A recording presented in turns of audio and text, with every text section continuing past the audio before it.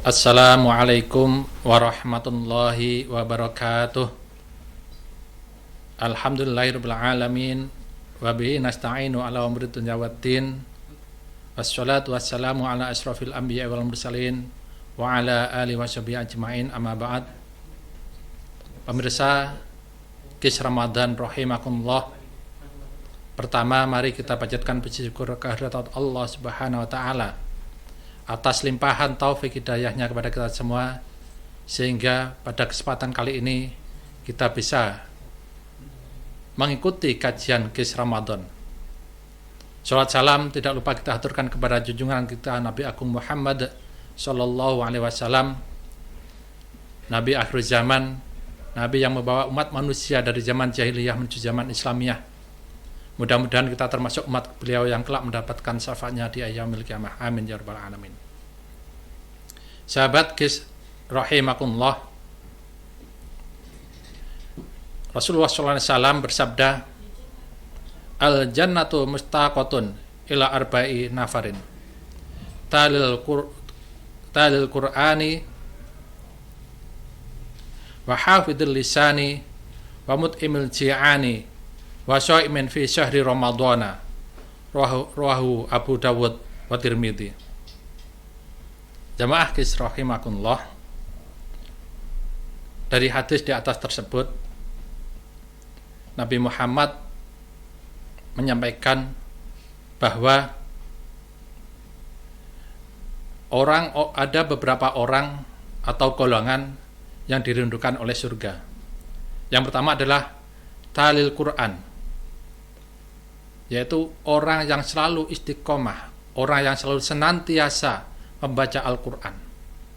Sebagaimana hadis Rasulullah SAW, afdalul ibadati ummati qiraatul Quran, sebaik-baik ibadah umatku adalah membaca Al-Quran. Dalam hal ini Al-Quran mempunyai banyak keistimewaan. Salah satunya adalah man qara'a harfan min kitabillahi falahu bihi hasanatun. Barang siapa yang membaca Al-Quran satu huruf, maka dia mendapatkan satu kebaikan. Dan setiap kebaikan akan dilipat gandakan menjadi 10. Wal hasanatu bi asyri amsalihha. Setiap satu kebaikan akan dilipat gandakan menjadi 10. La aqulu alif lam mim harfan. Ketika kita mengucapkan alif lam mim, itu bukan satu huruf. Walakin akan tapi alif harfan, alif satu huruf, walam satu huruf, wamim satu huruf. Jamaah Kis rahimakumullah, begitu besarnya pahala bagi orang yang suka membaca Al-Quran, sehingga ketika kita sering membaca Al-Quran, maka kita akan menjadi ahlul Quran. Ahlul Quran yaitu orang yang suka membaca Al-Quran. Nabi Muhammad SAW bersabda, yang diriwayatkan dari Anas bin Malik, qala Rasulullah SAW, inna lillahi ahlina minan nas. Qalu ya Rasulullah manhum? Qala hum ahlul Quran ahlullahi wa khasatuhu. Dari Anas berkata, qala Rasulullah bersabda, inna lillahi ahlina minan nas. Sesungguhnya Allah mempunyai ahli atau keluarga dari kalangan manusia. Qalu, sahabat bertanya, ya Rasulullah, siapakah wahai Rasulullah? Manhum? Siapakah wahai Rasulullah orang tersebut? Qala, menjawab siapa Rasulullah SAW, hum ahlul Quran, yaitu orang atau ahli Quran. ahli Quran yaitu ahlullah wa khassatuhu. Ahli Quran adalah ahlinya Allah atau keluarganya Allah dan orang-orang yang dikhususkan oleh Allah Subhanahu wa taala. Sahabat Qis rahimakumullah, dalam kitab Majmu' karangan Imam Syafi'i mengatakan bahwa Al-Quran yang terdiri dari 30 juz terdapat 1.027.000 huruf. Ketika kita membaca Al-Quran dalam 1 bulan kita khatam 1 Quran, maka kita sudah membaca 1.027.000 huruf Al-Quran. Ketika kita kalikan dengan 10 kebaikan, maka akan kebaikan yang akan kita terima sebanyak 10.270.000 kebaikan. Jamaah rahimakumullah, orang-orang yang dirugikan oleh surga yang kedua yaitu hafidhul lisan, orang yang selalu menjaga lisannya untuk tidak berkata kotor, untuk tidak berkata jorok, dan tidak berkata sesuatu yang tidak ada artinya. Nabi Muhammad SAW bersabda, "Man kana yu'minu billahi wal yaumil akhir falyakul khairan aw liyasmut." Barang siapa yang beriman kepada Allah dan hari kiamat, maka lebih baik berkata yang baik atau diam. Sahabat Qis rahimakumullah, suatu saat Rasulullah pernah menasihati Mu'adz bin Jabal, "Maukah aku beritahu kepadamu tentang kunci semua perkara?" Lalu sahabat Mu'adz menjawab, "Ya wahai Rasulullah." Kemudian beliau memegang lidahnya dan berkata, "Jagalah ini." Rasulullah memegang lidahnya dan seraya berkata, "Jagalah ini." Lalu sahabat Mu'adz bertanya, "Wahai Rasulullah, apakah kami dituntut dan disiksa karena apa yang kami katakan?" Rasulullah menjawab, "Celaka engkau.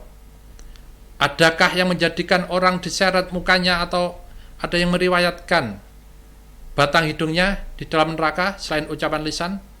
Hadis riwayat Tirmidzi. Jamaah Qis rahimakumullah, dari sini kita bisa berintrospeksi diri. Jangan sampai kita berkata kotor supaya kita menjadi orang-orang yang dirindukan oleh surga. Karena orang-orang yang dirindukan oleh surga adalah termasuk orang-orang yang istimewa, orang-orang pilihan. Sebagaimana ketika kita merindukan keluarga kita, pasti kita akan mempersiapkan apa yang disukainya. Begitu juga surga akan mempersiapkan, akan menyambut orang yang dicintainya, orang yang dirindukannya dengan persiapan yang begitu istimewa. Dalam hadis lain, Rasulullah bersabda, "Sesungguhnya ada seorang hamba yang berbicara dengan suatu perkataan yang tidak dipikirkan bahayanya terlebih dahulu, sehingga membuatnya dilempar ke neraka dengan jarak yang lebih jauh daripada jarak antara timur dan barat." Hadis riwayat Bukhari dan Muslim. Sahabat Qis rahimakumullah, suatu kali Mu'adz bin Jabal merasa heran karena Nabi Muhammad SAW memerintahkan untuk menjaga lisannya sebagai amal yang dapat menyelamatkan manusia, maka kita akan disiksa hanya karena omongan saja? Tanya Mu'adz bin Jabal penasaran. Sahabat Qis rahimakumullah, Sayyidina Umar bin Khattab beliau selalu menjaga lisannya untuk tidak berkata kotor. Beliau setiap hari membawa batu kerikil yang akan dikulumnya, akan diemut, supaya mulut Sayyidina Umar bin Khattab tidak mengucapkan hal-hal yang tidak penting. Begitu juga Sayyidina Abu Bakar, tidak ubahnya seperti Sayyidina Umar bin Khattab, beliau juga membawa kerikil atau batu kerikil untuk selalu menjaga mulutnya supaya tidak berkata kotor, sehingga beliau setiap saat mengulum atau mengemut batu kerikil tadi untuk menjaga lisannya tidak berkata kotor. Bahkan dikatakan bahwa Sayyidina Abu Bakar mengulum batu selama 12 tahun. Beliau hanya melepasnya ketika beliau dalam keadaan tidur, dalam keadaan sholat, dan dalam keadaan makan. Selain itu, beliau selalu mengulum batu kerikil tersebut. Bahkan Sayyidina Abu Bakar berdoa, laitani kuntu akhrosa illa an dzikrillah, semoga diriku bisu kecuali dari zikir kepada Allah Subhanahu wa taala. Sahabat KIS rahimakumullah, orang yang diridhokan oleh surga yang ketiga yaitu orang yang suka memberi makan kepada orang yang lapar. Orang yang suka memberi makan kepada orang yang lapar, dia akan dijamin masuk surga oleh Allah Subhanahu wa taala. Dalam kitab Jami' al-Shahir, Imam Jalaluddin As-Suyuti mengutip satu hadis dari Nabi Muhammad SAW tentang orang yang akan mendapatkan perlindungan di arsy Allah. Dia adalah orang yang memberi makan orang yang lapar. Tak hanya itu, memberi makan pada orang lain, bahkan dipuji oleh Allah Subhanahu wa taala. Beliau bersabda, akan dipuji oleh Nabi Muhammad SAW. Beliau bersabda, sesungguhnya orang terbaik di antara kalian adalah orang yang memberi makan. Hadis riwayat Tobari. Jamaah KIS rahimakumullah, semoga kita bisa menjadi orang yang selalu diridhokan oleh surga, sehingga kita akan dimasukkan ke surganya Allah. Mari kita bersama-sama membiasakan diri untuk selalu menolong saudara-saudara kita, menolong tetangga-tetangga kita yang kekurangan. Ketika ada tetangga kita yang kelaparan, mari kita bantu sebisa mungkin apa yang kita mampu, dengan harapan kita akan mendapatkan ridha Allah Subhanahu wa taala. Dan siapa tahu dengan keikhlasan kita menolong saudara kita yang kurang mampu, Allah akan meridhoi semua amal ibadah kita yang akan mengantarkan kita masuk ke jannahnya. Pemirsa KIS rahimakumullah, dalam hadis lain Nabi Muhammad menjelaskan bahwa ada seorang laki-laki bertanya kepada Rasulullah SAW, perbuatan apa yang terbaik di dalam Islam? Maka Nabi Muhammad SAW menjawab, kamu memberi makan kepada orang lain. Hadis riwayat Bukhari Muslim. Pemirsa KIS rahimakumullah, Syekh Nawawi Al-Bantani menceritakan dalam kitab Nasha'ihul Ibad bahwa Nabi Ibrahim alaihissalam yang mempunyai julukan Khalilullah, kasih Allah, beliau dikasih julukan Khalilullah. Ternyata Nabi Ibrahim alaihissalam mempunyai kebiasaan yang jarang bisa dilakukan oleh orang lain, yaitu kebiasaan Nabi Ibrahim untuk selalu mengajak orang lain ketika Nabi Ibrahim makan. baik itu makan pagi, makan siang maupun makan sore. Setiap kali Nabi Ibrahim makan, maka Nabi Ibrahim selalu mengajak orang untuk diajak makan. Suatu ketika Nabi Ibrahim mencari orang untuk diajak makan. Ternyata beliau tidak menemukan di sekeliling beliau. Akhirnya Nabi Ibrahim alaihissalam mencari musafir atau tamu. Bahkan jaraknya sampai 1 mil. Ada yang mengatakan sampai 2 mil. Ketika kita artikan 1 mil itu jaraknya setara dengan 1,6 km.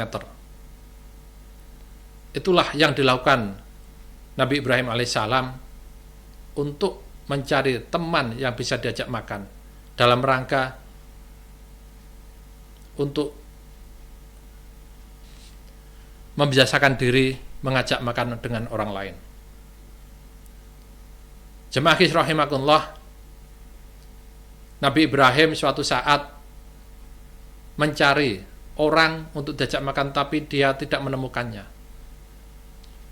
Akan tetapi ada tamu yang beragama Majusi datang kepada Nabi Ibrahim, yang mana orang Majusi tadi sangat mengenal kebiasaan Nabi Ibrahim bahwa Nabi Ibrahim akan makan jika beliau ditemenin sama seseorang.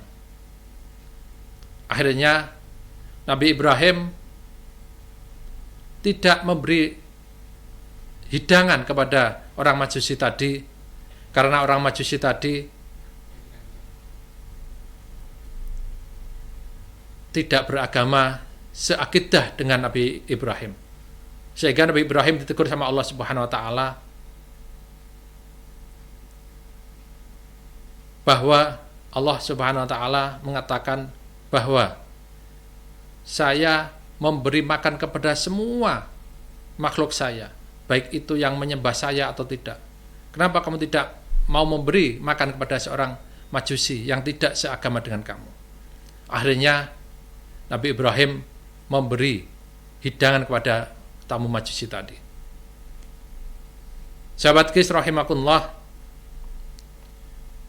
dalam sebuah hadis Nabi Muhammad SAW menyampaikan, sesungguhnya di surga terdapat sejumlah kamar yang bagian luarnya terlihat dari bagian dalamnya, dan bagian dalamnya terlihat dari bagian luarnya. Lalu orang Arab Badui berdiri lalu bertanya, ya Rasulullah, untuk siapa kamar-kamar itu? Nabi Muhammad SAW menjawab, untuk orang yang memberi makan. Hadis riwayat Tirmidzi. Bahkan orang yang memberi makan juga akan masuk surga dari pintu khusus.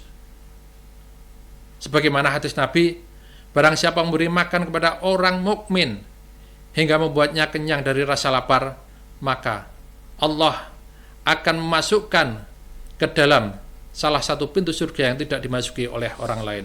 Hadis riwayat Tabrani. Fattaqun nara walau bisikki tamratin faman lam yajid fa bi kalimatin thayyibatin. Jagalah diri kalian dari neraka meskipun hanya dengan sedekah setengah biji kurma. Barang siapa yang tak mendapatkannya, maka ucapkan perkataan baik. Hadis riwayat Bukhari Muslim. Sahabat Qis rahimakumullah, orang yang dirindukan surga yang keempat adalah orang yang melakukan puasa di bulan Ramadan. Bagaimana hadis Rasulullah SAW, fil jannati thamaniyatu abwabin babun yusamma ar-rayyanu la yadkhuluhu illa shaimuna. Di surga terdapat 8 pintu. Satu pintu bernama Ar-Rayyan. Tidak ada yang masuk surga melalui pintu tersebut kecuali orang-orang yang berpuasa. Sahabat Qis rahimakumullah, mudah-mudahan kita termasuk orang-orang yang dirindukan oleh surga. Karena pada hari ini, pada bulan ini, kita melakukan puasa Ramadan sebagaimana yang diwajibkan oleh Allah Subhanahu wa taala. Jamaah rahimakumullah, Nabi Muhammad SAW bersabda,